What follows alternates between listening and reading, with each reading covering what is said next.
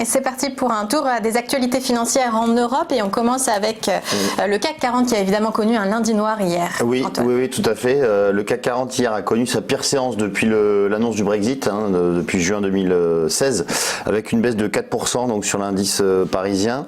Eh bien, c'est le fait que le coronavirus atteigne maintenant les frontières françaises et notamment l'Italie, puisqu'on a plus de 230 cas de contamination recensés là-bas. Et du coup, l'Italie devient le troisième foyer le plus important au monde de cas de contaminés coronavirus.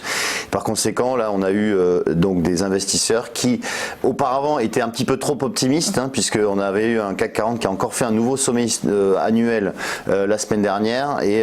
Mais là, le fait que ça arrive aux portes de l'Europe, donc des investisseurs qui vendent à tout va. Et c'est vrai que quand on regarde graphiquement, on a donc hier cette grosse bougie rouge représentant les 4% de baisse. Il y a une forte volatilité en fait. Forte volatilité, tout à fait. On avait ouvert à moins 3% et finalement on termine au plus bas, ce qui n'a jamais bon signe.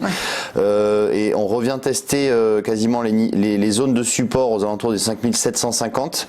Alors ce matin on rebondit un tout petit peu, mais bon, probablement qu'on pourrait revenir au moins tester les 5700 points, qui est un niveau de support assez important testé en décembre 2019. Mais bon, un CAC 40 qui doit être très volatile dans les prochaines heures. Oui. Et ça pourrait être durable sur le CAC, ou alors les investisseurs pourraient se retourner rapidement si des mesures sont prises en Europe? Alors c'est vrai que on attend un petit peu d'en savoir un petit peu plus sur l'évolution du virus, mais lorsqu'on voit que finalement l'OMS par exemple annonce qu'on pourrait rentrer dans une pandémie, donc c'est pas vraiment rassurant, et donc je pense pour ma part qu'on pourrait encore avoir quand même de mauvaises surprises à ce sujet, et donc probablement des baisses à venir sur l'indice parisien. Oui, forcément, des mots qui font peur. On passe à Alstom qui a mis la main la semaine dernière sur Bombardier, donc le Canadien, pour devenir le numéro 2 mondial du ferroviaire. Oui, c'est ça.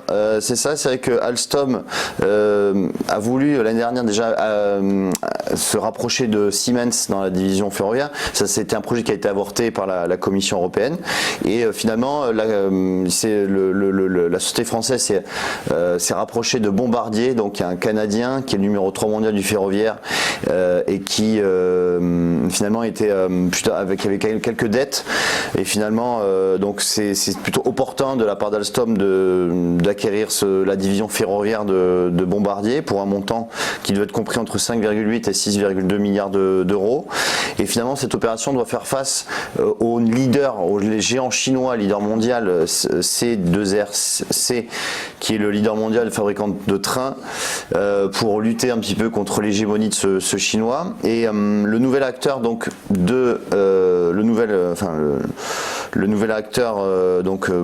Alstom Bombardier devrait donc avoir un chiffre d'affaires cumulé de 15 milliards d'euros pour un carnet de commandes qui s'élève à 75 milliards d'euros, donc vraiment un gros acteur du secteur, et Alstom va garder la main sur le nouvel ensemble. Et la Commission européenne, pour l'instant, qui doit toujours statuer, pour l'instant est plutôt favorable. Oui, la Commission européenne est favorable dans le sens où il n'y aurait pas vraiment de doublon comme il peut y avoir entre Siemens et Alstom. Bombardier et Alstom se complètent plutôt bien sur sur quasiment tous les aspects. Oui.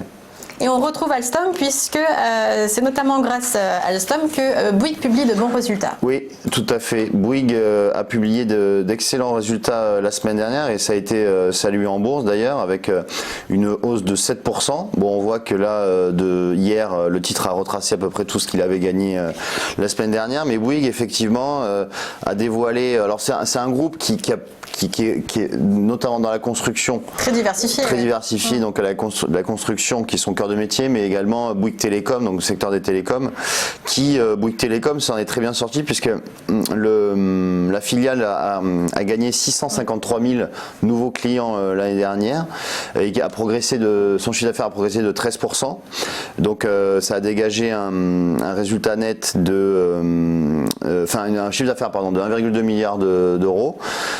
Et côté construction, on a aussi un carnet de commandes qui a permis au groupe de de faire un bénéfice net de 1,2 milliard, donc en hausse de 7% par rapport à l'année dernière. Et notamment Alstom a contribué pour 14% dans ces bons résultats. Donc on a un titre Bouygues, enfin une société qui est en très bonne santé, mais qui TF1 avait aussi publié des bons résultats. Voilà, alors c'est vrai que Bouygues possède 43% du capital de TF1 et les bons résultats de TF1 ont permis à Bouygues aussi de progresser, mais on voit que là, à court terme, l'effet coronavirus a annulé en termes boursiers, ça a annulé toute la hausse de la semaine dernière.